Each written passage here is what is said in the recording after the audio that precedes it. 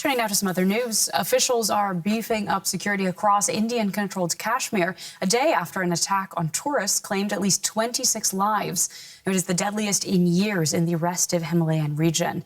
India's defense minister has vowed a swift response against the attackers and those conspiring with them. India's Interior Minister paying his final respects to the victims of what's been called the worst such attack in nearly 2 decades. All but one of those killed were Indians, visiting the area as tourists. One man was listed as Nepalese. Their deaths have caused grief and fear in the region. We are so scared, like we want to go home right now, but we don't know when it will happen actually. The site of the attack, one of great natural beauty, is now the scene of an extraordinary manhunt. The perpetrators are reported to have burst out of a forest and opened fire as the victims viewed the scenery from a meadow. People started running, so we also tried finding out what happened. And when we asked, we found out that there were gunshots up there. Tourists told us. My client told me they heard one gunshot and they started running. Some people were running barefoot and some were on ponies. Kashmir has been hit by violence since an anti-Indian insurgency began in 1989, with the area divided between Hindu-majority India and Islamic Pakistan, but claimed by both countries. Tens of thousands have been killed over the years, but attacks on tourists like the one in Pahalgam are rare. The government in Delhi has previously highlighted the success of the tourist industry there as a sign of a return to normalcy after revoking the region's semi-autonomous status in 2019. But now the visitors are voting with their feet, leaving in droves, fleeing the violence.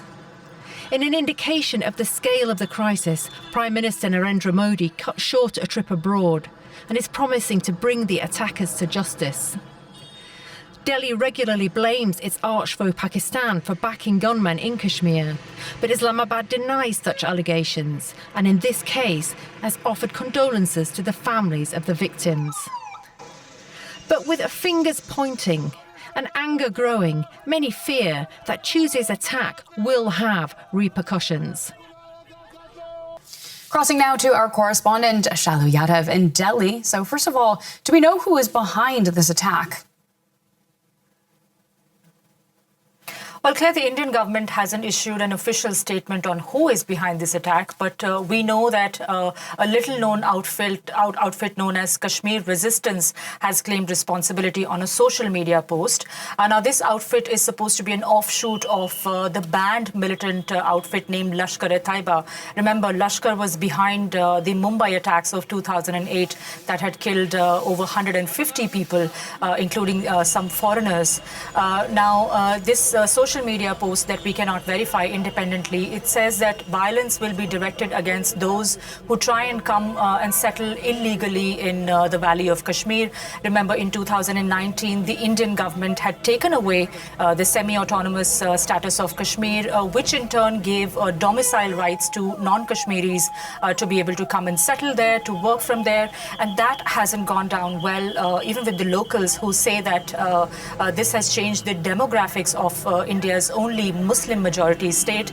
Now, that said, when it comes to locals, a large number of Kashmiris have been out on the streets since yesterday when this attack happened, and they've condemned this attack and also held vigils for the victims of this militant attack, Claire.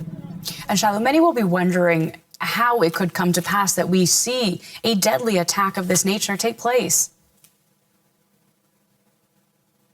Yes, that's exactly the question on everybody's minds here, Claire. Remember, Kashmir is one of the most militarized regions in the world. And, for an attack of this scale to happen there raises a lot of serious questions, especially since 2019 act by the government.